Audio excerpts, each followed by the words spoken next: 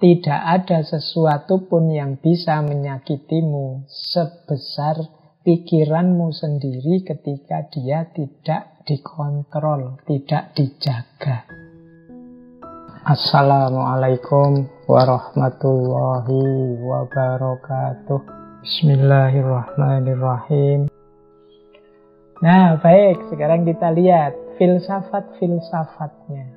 Ini ada banyak. Ini juga tokoh-tokoh yang mungkin next time kita bahas ya satu-satu.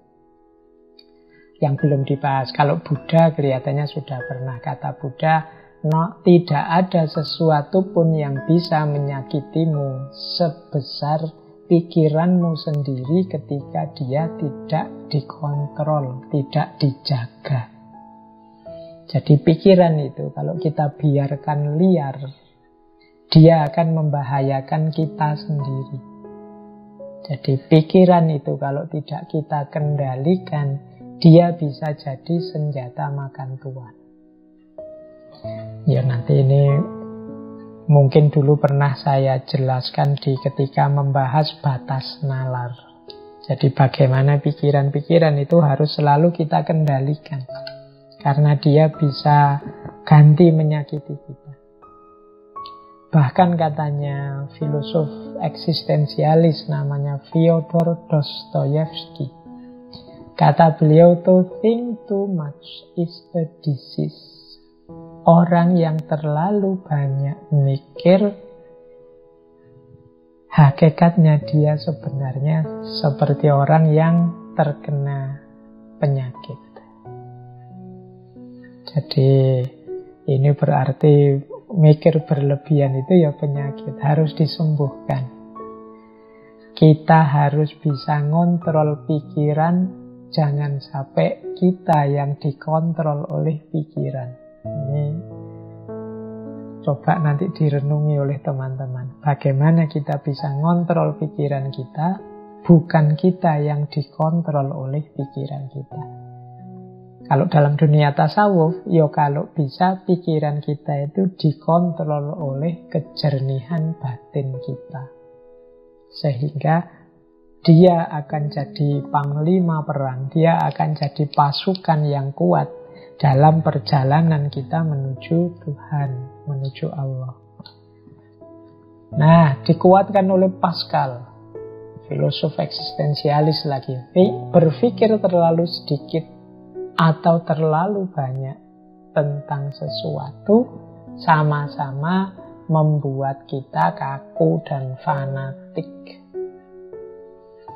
Nanti dilanjutkan oleh Napoleon. Kata Napoleon, take time to deliberate.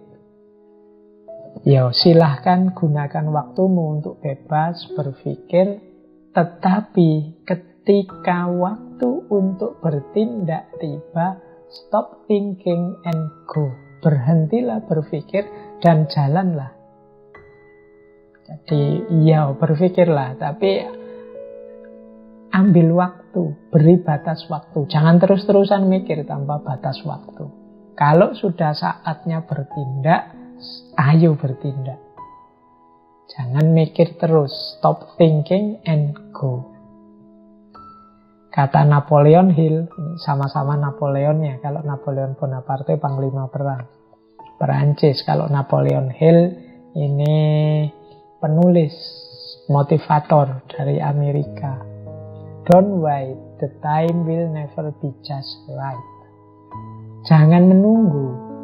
Menunggu itu dalam arti terlalu banyak pikiran, terlalu banyak pertimbangan.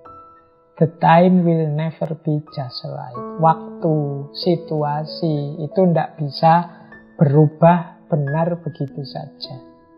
Kita harus ada tindakannya, tidak hanya mikir. Dan menurut Martin Luther King Jr., kalau Martin Luther King ini beliau aktivis, juru bicara gerakan hak-hak sipil. Nanti kapan-kapan kita bahas beliau. Mungkin berhubungan dengan teologi pembebasan. Kata Martin Luther King Jr., you don't have to see the whole staircase. Just take the first step. Jadi engkau tidak harus melihat keseluruhan anak tangga. Cukup engkau ambil langkah pertama. Jadi hidup ini kalau kita ibaratkan naik tangga, ya tidak harus kita tahu ujungnya tangga itu nanti sampai mana. Yang penting kita mengambil langkah pertama menaiki tangga. Kalau terlalu lama mikir tentang tangga, tidak jalan-jalan. Nah, ini yang dimaksud overthinking tadi. Terlalu banyak pertimbangan, terlalu banyak pemikiran, terlalu banyak pendalaman-pendalaman, akhirnya tidak ngapa-ngapain. Kalau kita tidak ngapa-ngapain, tidak ada situasi yang berubah jadi lebih baik.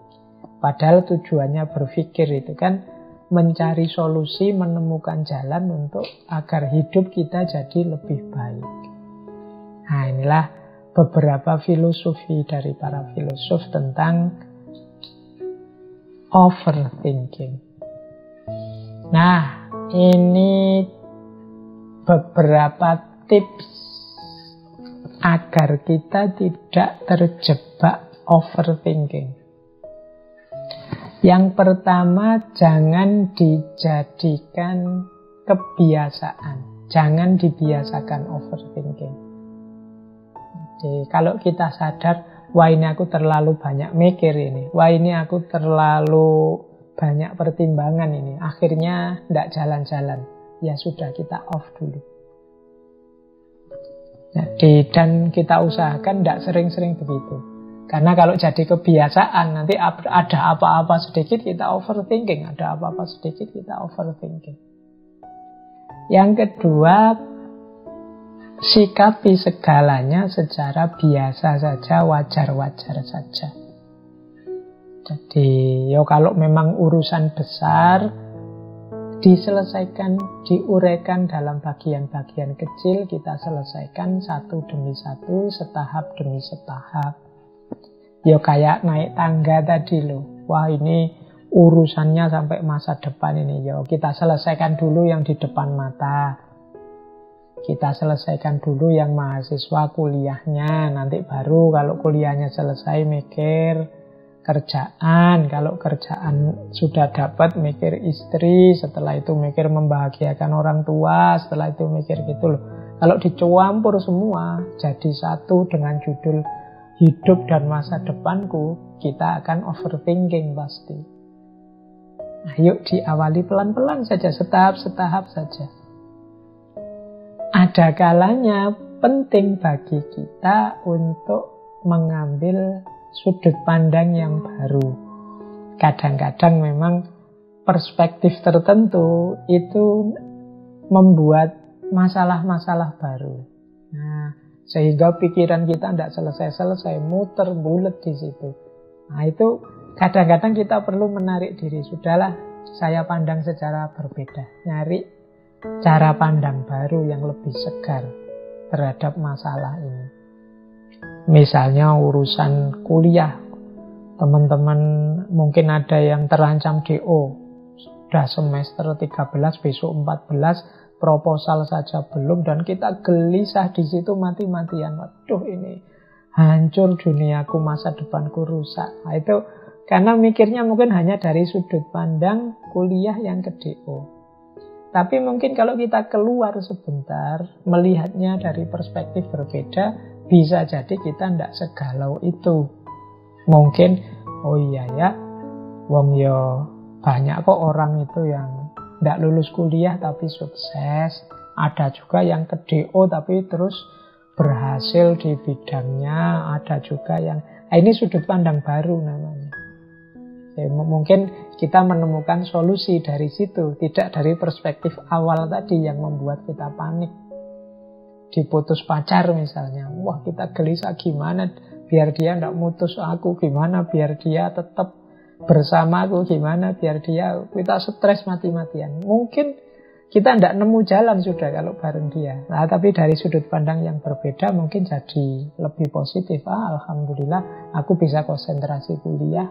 Lebih baik aku sekarang bisa nambah ibadah dan lain sebagainya. Ini namanya sudut pandang yang baru. Yang keempat, latihan mendisiplinkan diri. Jadi ayo, bahkan pikiran pun seperti saya bilang tadi ya, ayo kita kontrol. Jadi peran apa yang harus dia mainkan, apa yang harus dia pertimbangkan, dia lakukan. Kita yang bilang stop and go, sudah, titik. Sekarang keputusan di tanganku, tugasmu hanya memberi pertimbangan. Nah, ini kita yang kontrol. Kita latihan disiplin. Saya beri waktu, wahai pikiranku, 15 menit untuk menyelesaikan ini. Kalau memang tidak bisa, ya berarti memang perlu ada perspektif yang berbeda. Tidak usah bulet terus di situ. Nah, ini penting latihan begini ini untuk pikiran kita. Dan jangan mudah terdistraksi. Jadi jangan mudah tertarik perhatian pada fokus yang lain. Ini yang saya pikirkan hanya aspek ininya saja. Nanti aspek yang lain nanti dulu. Kalau yang ini selesai atau yang ini buntu, baru ganti ke aspek yang lain. Ini namanya latihan disiplin dalam berpikir. Kemudian bersikap positif dan optimis. Jadi jangan serba negatif.